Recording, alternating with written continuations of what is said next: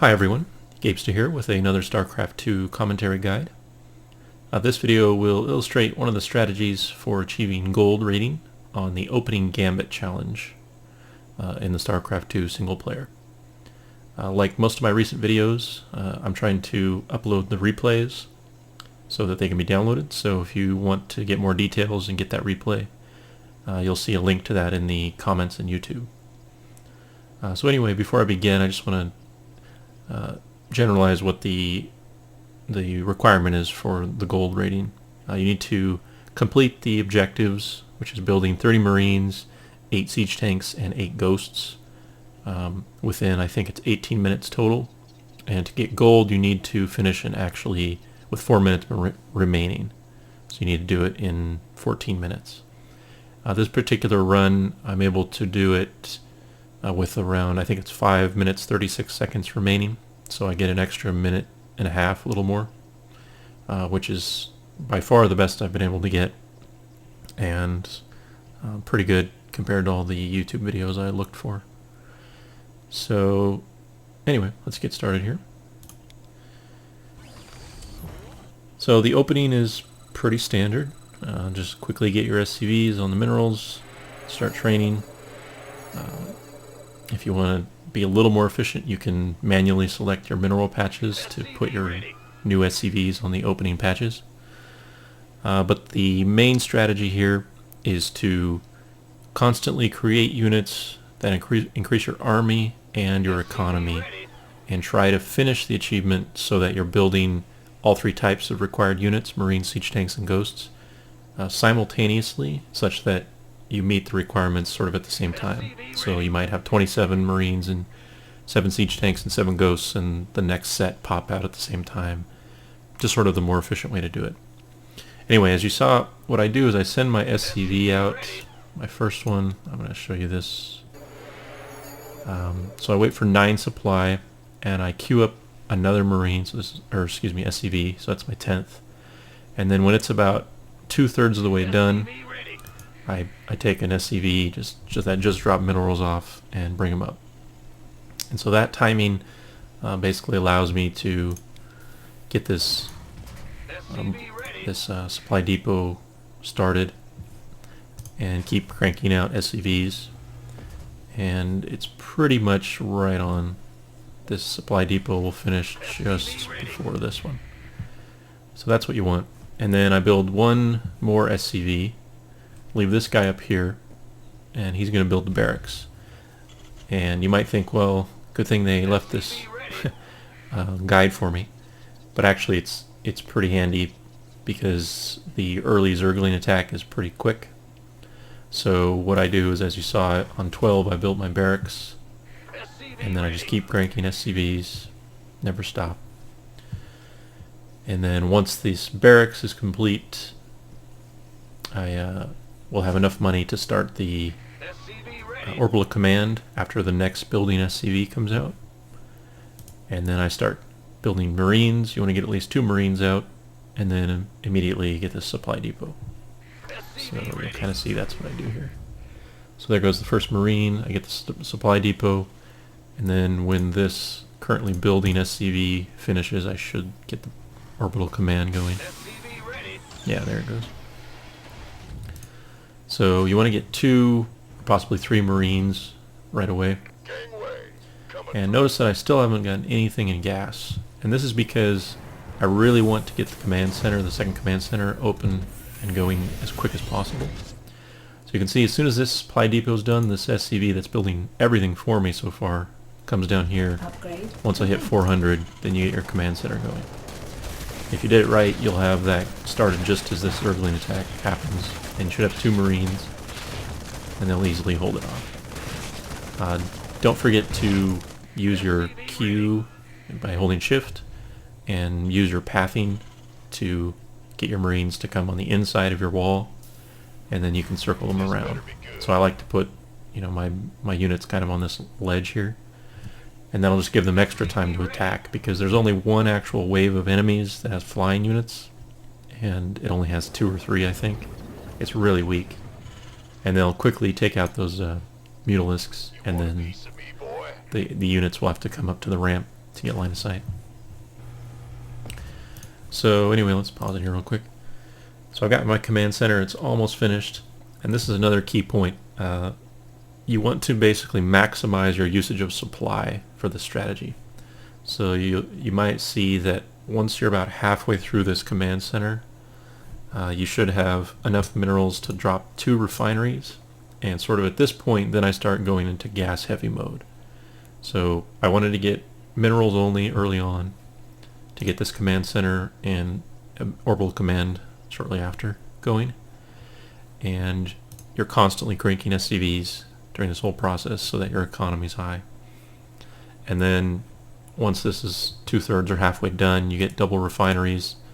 Remember, once they're done, to put 3 or 2 more SCVs in each, and then you can start getting a barracks as well, because your minerals should be high enough. Meanwhile, keep building Marines out of this barracks.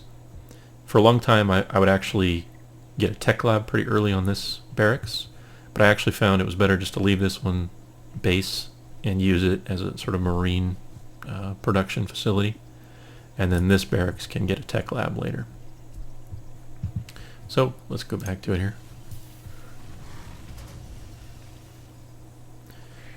And oh yeah, I was going to mention about supply. So you can see I'm at 25 and 27. I'm still building Marines, and I slacked for a minute there, but should be building SCVs. So the timing on this is almost perfect, such that this command center will end just as you're capping out at 27, because you only have these 2 supply depots. So of course command centers give you 11 supply, so that pops you up to 38 over 27, and then you can keep producing out of these structures.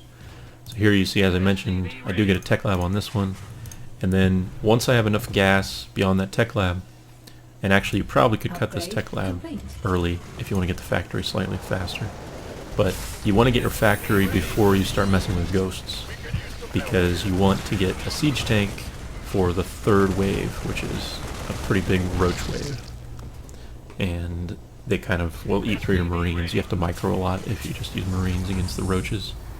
So I like to get the siege tank going fairly early. And then as you saw, my command center, once it finished, I quickly got orbital command.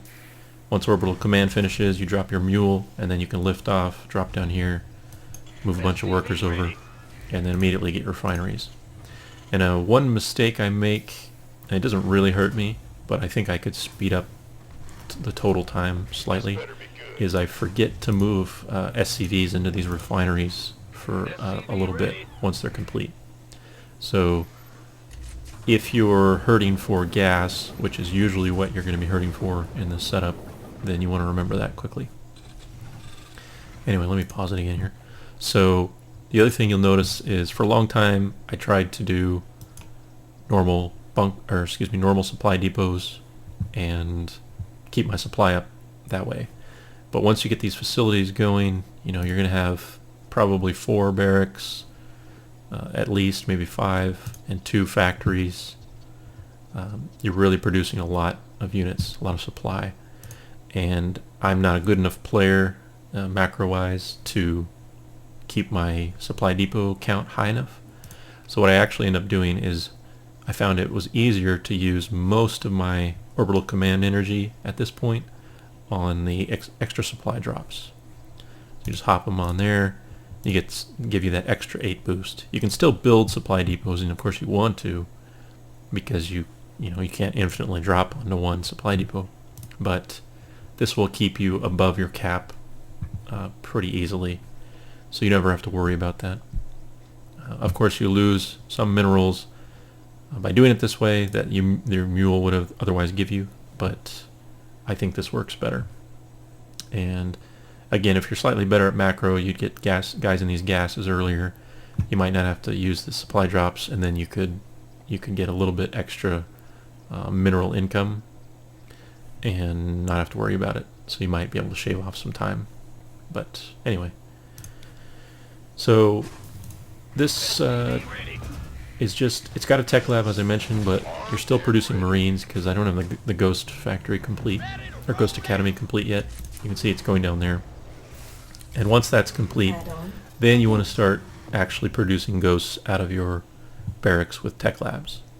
So right now, you see the first barracks I have is still just standard, and you never want to spend gas on a reactor. Again, this is mostly, you're going to be mostly capped by siege tank ghosts, because those are 150 gas per ghost and 125 per siege tank, whereas of course Marines are just 50 minerals. So even though you need 30 of them, it's not really the hindrance. So as you saw there, that was the roach wave I mentioned, and because I had one siege tank out, it's really no issue at all. And you also should have been producing Marines most of the time from this barracks, and this one when it was up. But now once the Ghost Academy is up, you can use these two barracks with the tech labs to start producing ghosts. And meanwhile, produce siege tanks.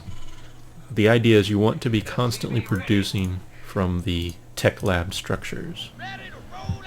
So once you can afford it while still producing most of the time, get a second factory, because it will actually be faster. Even though you're spending the 100 gas on it, it will be faster to meet the requirements by doing that than to use the one. And so you can see I'm just kind of dropping supplies when I need it.